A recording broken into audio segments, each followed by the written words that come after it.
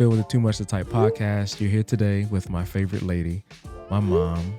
Welcome to the set. How are you?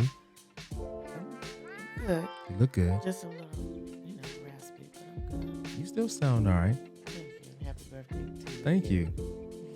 You don't, And tell me, say the name of your podcast again a little slow. Too Much to Type. Too much to type.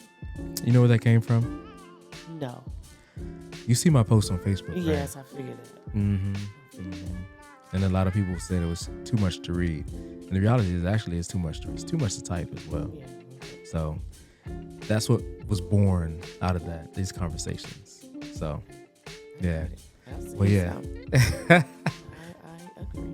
I wish you could remember one that you could bring up. I'm curious. No. You'd rather not? No. Can't think of none of that. Really bring up, but you have a lot to say. Have I always been that way? Not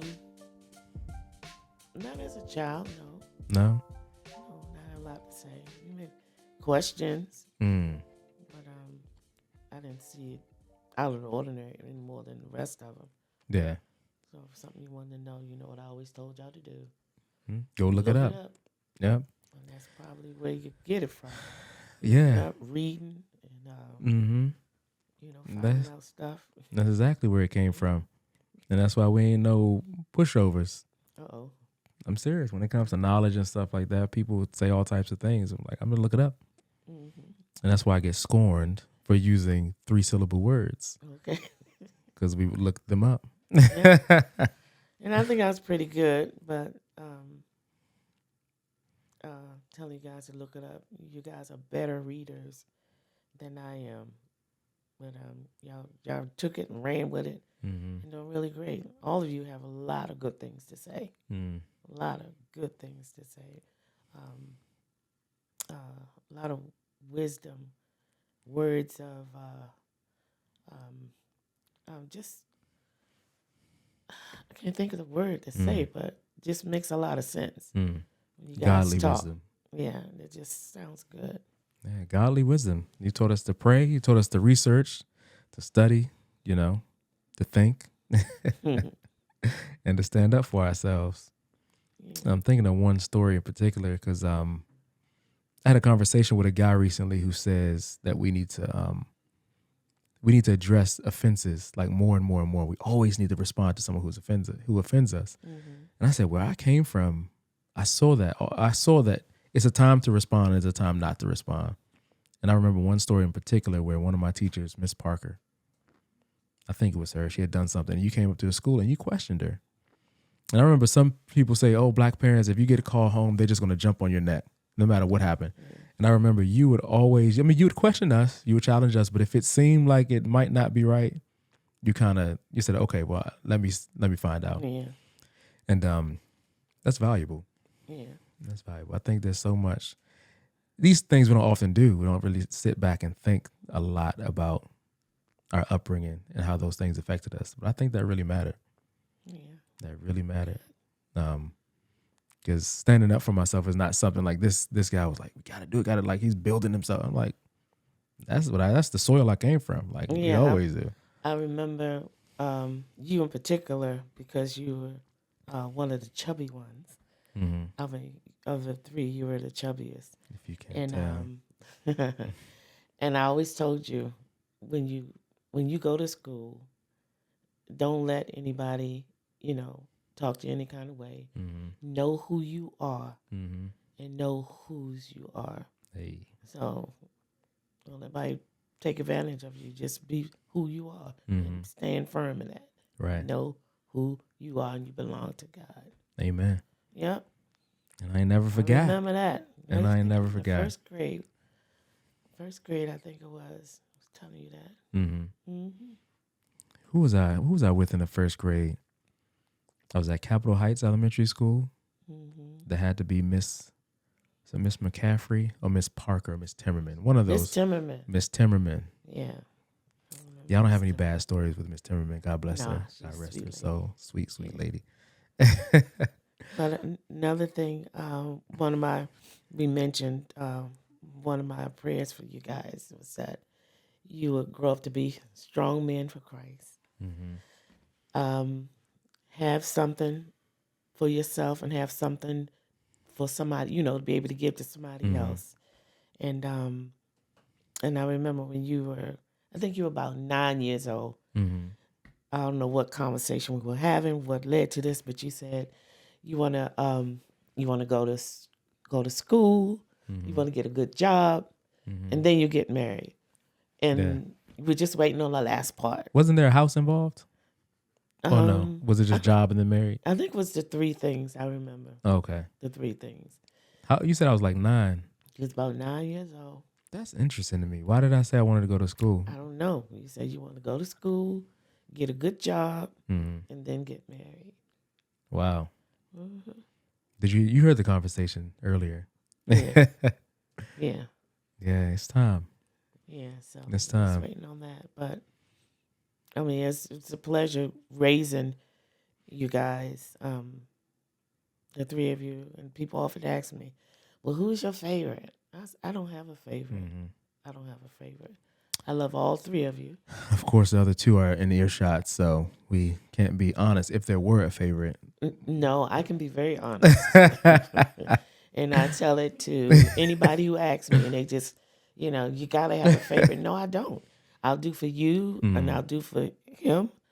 I'll do for Chris, and I'll do for Evan, whatever I can for each of you. And I love it when you're all three together. And you do for me, Chris does for me, Evan does for me. So I don't have a favorite. You are blessed. Good. You're real blessed. I am. You're the first lady. I am. In many ways. Wow. Not only us three, but actually among your siblings too. Some of them. Well, yeah. Consider you a matriarch of sorts of the family. So I'm very blessed. I was blessed with some real good sons, and I thank God for that. Yeah. I think it's really interesting. There's a lot of stories that I could tell that are really meaningful to me. Sheesh. I already told one that I haven't told you before. That one about, I don't remember verbatim what you said to her, but I know we were standing in front of Kenmore Elementary School and she had said something or called for a reason, and you just wasn't really buying that it was a legitimate complaint, or it seemed like it was a little bit unfair or it was nitpicky. And I remember standing in front of the school, standing next to, kind of behind you as you talked to, I think it was Miss McCaffrey at that time.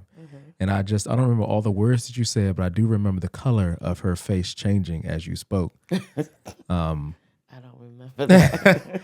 That's all I'm looking up, and I know the tone of your voice because you used that tone with me. And and I knew that it wasn't necessarily, it was kind, but it was direct. And I remember her color changing, and she was like, because she was being a little bit unfair, because the simple fact is I was probably a little disruptive in the class and probably had gotten on a side of hers, and we're all human, right? Yeah, I mean, kids gonna be kids. Yeah. I remember, I don't know which one of you guys it was, but another thing some teachers do, I think it was Miss Parker. I don't know whose teacher she was. But putting big red marks on the paper. I said, you don't do that to kids. Yeah. If there's something wrong, you don't make it all bold and stand up and make the kid feel bad. And so I didn't, like stuff like that. I did have a few run-ins with some of your teachers. Not really bad, but they can be unfair, especially to little black kids. They figure whatever they say your child did in school is like, no, I'm not gonna hear my child out. I'm really pleased. I'm really happy hearing these stories because I'm remembering. I remember I went to choir rehearsal every day. I learned my music. I was so good in learning my music. I was not only in the general choir, I was moved into the chamber choir, which is a much smaller choir that sings much more difficult music. But me and the director didn't get along. I don't know what it was. She was probably about 22 years old. What was 22, her name? 23. Oh, you don't have to say her name. Miss Severs, I don't mind. Okay. Miss Severs. Shout out to Tara Severs, beautiful lady. We worked those issues out. Beautiful voice and amazing teacher. But I remember she coming to Suitland High School, which is a majority black high school, and she's this young white girl coming there. She might have been max 25. right? And some of us at this point are at 17, 18. So, we could be dating at this. So she had to assert herself to show authority. I remember her kicking a stool across the room, and we thought that was hilarious, but she was frustrated. But at the end of the quarter, she gave me a C. I said, wait, I attend, I know my music. I'm even in the chamber chorus. I'm teaching music. I show up for my lessons. How could I get a C? So I went to her office. I said, Miss Severs, God bless you. Hope you're doing well today. Got my report card. It says C. I'm actually checking to see if this is a mistake. If it's not a mistake, then I'd like to talk about what went wrong and how we can fix it retroactively, because a C is 2.0. Like that's a rating of 2 out of 4. Like there's no way in choir I can deserve a C. I should get an A. And we talked. I probably used that same tone you had taught me 10 years prior. Because at this point, at 17 years old, I should be standing up for myself. Yeah. So I spoke with her. I said, what is it? I know that we may not see eye to eye. It might not be the best relationship, but I do my best, right? I come here, I learn my music, and we have personality issues, whatever, right? And she looked at me, and I look back now at myself, and I'm kind of surprised, because I know a lot of kids wouldn't do that. You were one to do that. And she says, okay, look, well, just write me a letter and tell me why you think your grade should be raised, and bring that to me. So I went home and said, okay, cool. If that's what you need. I wrote a letter, brought it back to her. She raised my grade retroactively from a C to a B. I wasn't pleased, but I wasn't going to continue. I was like, you know what? Because I was barely at 3.0 at that semester anyway. So, yeah. But I credit you with those. And of course, my dad is no pushover at all. Yeah. But when it came to the school stuff and all that stuff, you were the one that was more involved in helping us out. Yeah. But that's interesting. And I wonder about that, because the conversation we had earlier, as I make my list of what I'm looking for in a wife, and where I have not really even considered, which is crazy, what I was raised under. And do you see yourself as a traditional woman? The relationship that you had with Dad, do you see that as a traditional, in a sense? Yeah. Yeah. Never thought about it, never considered it. Raise the kids, try to be a good wife, good mom, take care of the home. Cook. Yeah. Clean. Teach the kids how to do what they need to do. Growing up, how to, Wow. teach you how to cook, teach you how to wash clothes, teach you how to clean.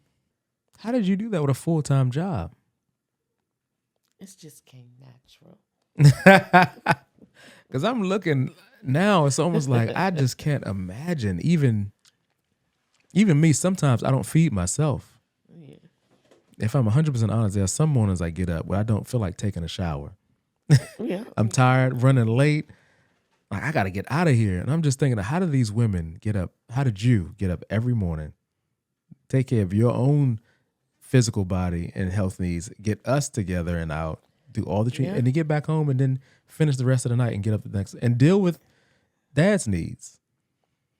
Well, nurturer, and it just came natural, Did I get tired sometimes? Yeah, but it was just something that I felt like I had to do. It was my job to do it, and I don't know. Do you think it was inordinate? No. You don't think it? Do you think it was unbalanced? I didn't. Well, I think there may have been times that I probably wish your dad would have done more with you guys as far as, responsibility and spending time with you and doing stuff, with schooling and stuff like that. But I just felt like it was my job to do. And I enjoyed it. Yeah. I enjoyed it. So wow. I was able to do it, and I did it. If I had a problem with not being able to do something, and even with that, your dad and I still went out sometime. And he did, every now and then, a little family trip. So, Mm-hmm. it Yeah. could have been better. I could believe it could have been better, but I had no complaints about Mm-hmm. where it was. It was what it was, and So, yeah. you guys are great. Thank you. You guys are great. Because you were great. And shout out to my dad because, he's Yeah, worked really hard. yeah. He was a worker. He was a Work. working man. Worked like a Hebrew slave, as they say. Doing a lot. And he was always there. There was not, Yeah, times where he was absent, yeah. where he wasn't present. His presence was there. He was always teaching us, talking to us. And of course, there's real value and power in that. Yeah, And so many people like that. yeah. But there's a lot of times where, not only him but me, well, we could have been better as parents. We Mm-hmm. could have been better. We weren't A100 parents to you guys, and some things that we could have nurtured more in you that we didn't, because it seemed like almost like y'all didn't find your own way, but you found your own way. You know, like music, pushing to do music. You're a good musician yourself, but that wasn't your forte. But I wish you would pursue that trumpet. I mean, saxophone. Yeah. So nice. But I have no complaints, no regrets. Yeah. I just thank God for where we are. And, sometimes I talk to others about you guys. I say, he did this or did that. And Mother Daniel, she used to always say, well, Debbie, you are so blessed. At least they're not in jail. They're not, running the street and acting all crazy. And I said, you're right. So I just look back and I just give God praise for you guys, how you are now. And I'm just so thankful. I say you are A1 So because it's graded on a curve, because who's perfect? Yeah. Except Christ. He ain't had no earthly babies. So if you grade on the scale, I say you guys are A100. I mean, because there are mistakes, but those glaring mistakes that cause damage, of course, there's consequences, I guess, things that we experience that, like you said, could have been better. But overall, from my perspective, and mine is only my perspective, I would say A1 for sure. Yeah. So, scale of 1 to 100, way over 50. If you must say so yourself. Way over 50 because, you guys were blessed. We didn't have to, we didn't have to beg to feed you and clothe you. And, never wanted for anything. Yeah, didn't want for Yeah, anything. we may not have been rich, but folks thought we were, at least in the family. I remember I was one of probably 20-something kids in the class and would say, whose parents are still together? I mean, up until, of course, senior in high school. And I was like, wow, only me. And wow. Yeah, that happened a couple of times. It was like, sometimes it was me and one or two other people. And that's tragic, but if I'm looking back at how blessed I was. Yeah, wow. To have that. And not only just to have two parents in the home, but two, like, good people. Yeah, God-fearing the Lord. I feel like it's always, people want to hear imperfect, but still two good people, good-hearted people that really love God and wanted to do what's right and do the best that they could with what they had at the time. Yeah. So I think that's powerful. I do want to ask you a question. I'm going to get comfortable for this. But no, so in the other podcast, when I was talking to your eldest son, we were talking about ladies in dating. And I remember the scripture that says that the older women should teach the younger women. Yes. And I know that you mentor several young women.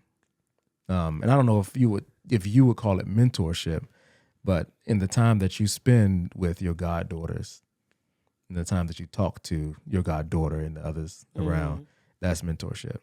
The times that she asks you questions and times you give advice and all that stuff. What advice, if any, would you have in thinking of the things that we talked about earlier, and maybe generally for young women that want to get married? Because again, 71% across the nation of Black women say aren't That's married. a lot. I mean, that's a lot. From your perspective, I don't know if you see if there's an issue there. If there is an issue at all, what the issue might be. What would you say, just in general? I've watched some young people. One of my pet peeves, I really can't stand the way some of these young women talk to their husbands or their boyfriends in such a nasty, nasty tone, and calling names and being loud and boisterous and just talking so negative and nasty. Is no respect. No respect. And it's like, oh my gosh. And you can't really speak to these young women about the way they dress. It's not modest at all. Some of them. They figure they have to bear all, show all. And I've talked to plenty men. They say, well, this is something that you play around with. It's not anything you want to take home to your mother. Yeah, which And is it's sad. like, that's sad, you know? And some of these young ladies are, glamorizing themselves and tight fitting and all that. And they think the guys really want that to take home, but they don't. Yeah, They don't. it's true. They Even the want young a ones. lot of, natural beauty.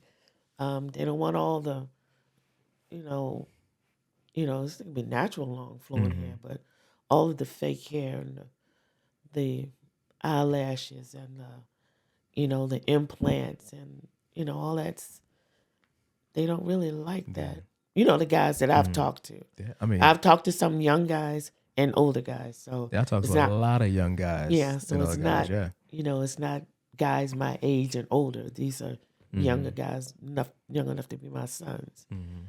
And it's like, it's interesting, but a lot of these young ladies think that's what they want.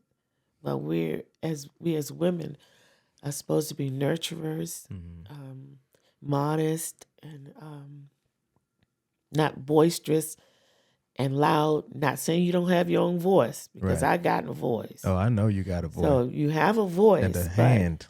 The way, the order that I believe God set up, man, woman, and then children. But in this society, you have a lot where the woman's here and the man is here. And sometimes I think maybe because he don't want to hear her mouth. But that's not the order that is supposed to be set up. Yeah. So I just, if somebody comes to me, I can try to impart wisdom. But sometimes it's kind of hard to speak to the young women because they're doing their own thing. And, nobody can tell me what to do. And I work just like he do. And, I go out and he can come home. He can cook just like I can. And it's just, that's not the way you handle it. So there's that. But then there's also the fact that men can really be trash, like be terrible to their wives. Yeah. And without sharing too much, I was going to ask you to talk about your family. Just, all the fun facts about your family, your mom and dad. But if there's anything you can also share about what you learned from your mom and watching her marriage. But if you can, start with the fun facts, because I just about your brothers and sisters. The numbers of them, I mean, like any specifics? Yeah, like your number. The fun facts is you have almost 20 brothers and sisters. There's 19 of us. Shout out to the extracurriculars. I should James not J. say Watts. There are 19 of us. Yeah.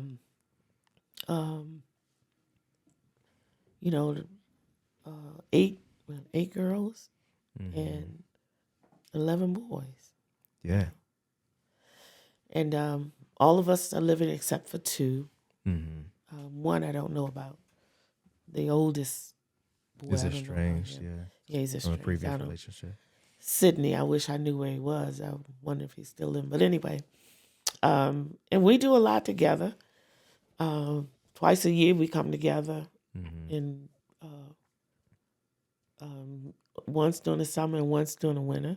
Yeah. We come together, and we have dynamics in our families. We got Vietnamese, we got Philippines, we got white in our family, and it's just great. I mean, yeah. How many nieces and nephews do you think and greats? Is the number over 200 yet? I don't think it's over 200, but it's over 100 It's for over sure. 100. Yeah. Over 100 nieces and nephews, and because some of your nieces and nephews are now great grandparents. oh Lord, great. Is he a David? great? No, he's a great. No, some No, of your he's a brothers, granddad. some of your brothers and sisters, or Yeah, your some brothers of are our greats. great grands. Yeah, Great grands. Yeah. which is that's amazing.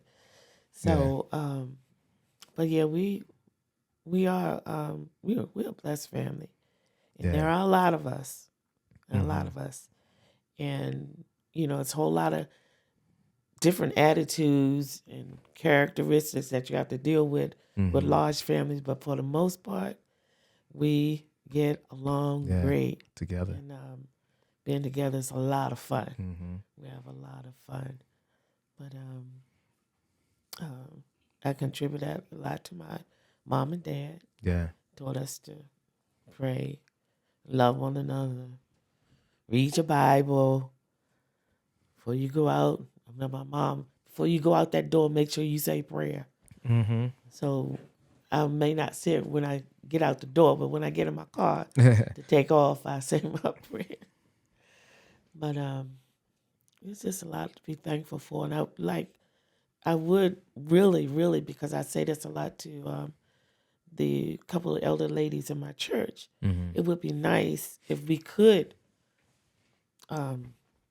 get together with the younger ladies and teach them how to be wives and how to be mothers, great mothers. I think things would be a whole lot different. Yeah. A whole lot different. Yeah, that's powerful. Seems like a theme over the last 2 episodes we recorded about mentorship. Yeah. And just the power of mentorship. One thing I didn't know that I learned a couple years back actually is that even though the Black community lacked fathers and has lacked fathers for a long time, the church in the early 1900s served as a go-between. It serves as a place for women that didn't have men in their lives, that they can bring their sons and they can bring their daughters, and they could have some fathering done by the men in the church. And now that's not even really happening the way it had been before. It's still happening. The church is still doing its work, but I think that as church numbers have dwindled, even that has taken that has fallen away a little bit. Yeah. And I think it's something we can do better still. Yeah. But I think one of the main things, you have a lot of people coming into their own, doing their own thing, seem like they're making their own way, and they don't really want nobody else telling them what to do and how to do it. Yeah. I've done it this far by myself, and I don't need your help now. Yeah. So.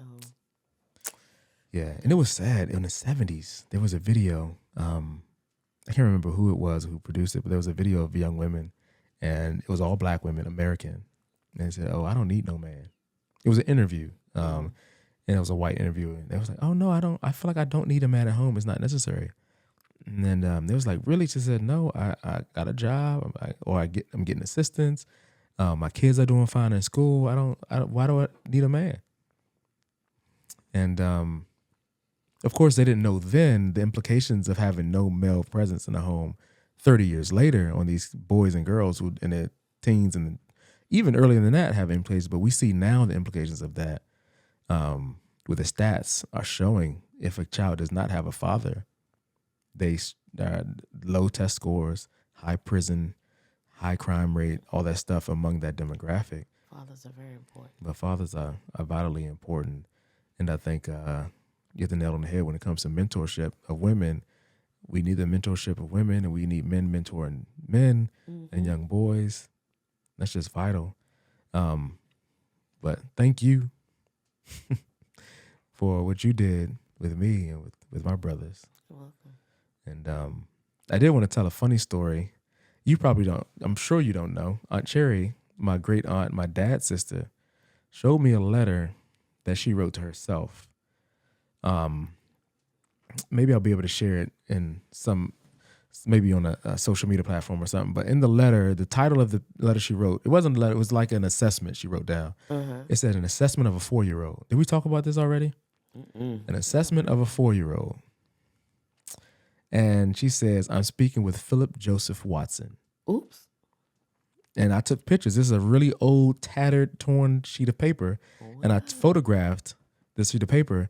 And it said, I asked Phillip, what's the meaning of life or something like that. And he said, I don't know. He says, I asked Phillip, how does one go to heaven? He said, you have to be a good person. And then it said in the subtext, he begins to tell me about the money in his pocket. She says, okay, well, how does one be a good person? And he said, I don't know. And she went on to ask another question about Jesus. And she says, he continued to tell me about the money in his pocket. He pulled it out to start counting it. And I was like, that's really funny. Yeah. The reason why it was so funny is because I remember the video. I don't know if you remember the video of me sitting on the stoop. I don't. So you may remember as I tell it, you asked me, giving the kids money, apparently, us kids money to go to the ice cream truck. And I was sitting at Nova Avenue on the porch. Well, whatever, the little stoop outside the door. And you said, what you got there? And I said, I got $1. Like, I got $1. And then I said, I got more up there. Yeah, I remember that. I just looked at that. Yeah, I said, I got more up there. And I don't know if you asked me or not whether I wanted something from the ice cream truck. And I was like, I feel like I was like, no. Yeah, I don't remember that part, but I did kind of look at that, but I thought you wanted to get some ice cream. I remember the other kids were screaming, going to the ice cream truck. But I have the video. I want to watch it again. Yeah. But I just remember that I was alone at that point in the video. The other kids had gone somewhere. And I was content with my money. With your $1. And my $1 and whatever else I had up there that I was excited to tell you about. And those were 2 separate occasions that I was talking about money to. And that's interesting to me. The reason why I thought about that just today, as I invited y'all over this some time ago, Grandma called me. Shout out to my grandmother, Patricia Watson, my dad's mom, who's still with us, thank God, at 85. She asked me to help out with some money stuff at the church. And for whatever reason, I guess she sees some things or whatever. She said, I think we will be okay if you were there helping with the money stuff, because I think you'll be just fine. And I do think, so I want to ask, I don't know if there was any other indication that you saw when I was younger that I would be an entrepreneur. I do credit you with my first business, of course. What was that? My candy business in 3rd grade. You remember that day in Sam's Club? When I sold them Snicker bars? I remember you selling candy in school. And I was like, this is another story I'm glad I remember before we closed. We were at Sam's Club, and I saw the Snicker bars I loved because, chocolate, peanut butter, chocolate and peanuts. I don't know why. There's nothing better. I saw these little Snicker bars, and it was 10 in a pack, and it was like $1.89. So that means each one cost, let's say $2. It was less than 25 cents a bar. Because I was in my mind, I said 10 times 25 cents would be $2.50. And I can sell each one for 50 cents. And I remember doing the math in my head, and this was 3rd grade that I started selling this candy. And I was like, Mom, I want to sell this at school. And from what I remember, you didn't hesitate. Okay. And let's buy some. You bought it and gave it to me. And I took it to school. And I just remember like a childlike attitude at that time. I just bought it and went and sold it. I don't ever remember being nervous about it, overthinking it. Well, I won't say I didn't overthink because I had a whole price list. I remember I typed out a price list at one point because I continued to do this from 3rd grade on. But I wrote out a price list and did all this other stuff. And that was my first business in 3rd grade. Wow. And I remember I was counting my money, and I remember counting my money a few days in a row. I was making about $17 a day in third I don't think grade. I saw any of that. No, I didn't. You didn't see none of that money. I ain't pay no rent. I ain't pay no taxes. I might have paid tithes, maybe, but maybe not until I got shut down by the principal. But then I came back a few weeks later once the block wasn't hot no more. But I do remember you one time saying, "I want to make $55,000. That's all I want to make. 55." I said that'll soon change. Yeah, it soon I changed. said 55,000. I wish I remember that and asked You my don't first remember. job for 55. I started too low. But yeah, I just wanted to rehash that memory because when grandma mentioned that to me and then I saw the letter from Aunt Cherry, I said, have I always been like this about business, money, entrepreneurship? But I guess, And see, that's why I'm saying things like that. I didn't like really hone in on, you know, but it just came. So by God's grace, it still came. I think there was one other question I wanted to ask. Let me see if my phone will let me pull it up. No, we covered everything. You told us about your prayer for us as sons. What was that again? Oh yeah, that you be strong men for Christ, and that you have something, make something of yourselves, and have something that you can give to others. You know. Amen. All right. Well, thank you. Amen. You're welcome. Thank you for coming. Beautiful. Yes, it was nice. Thank you.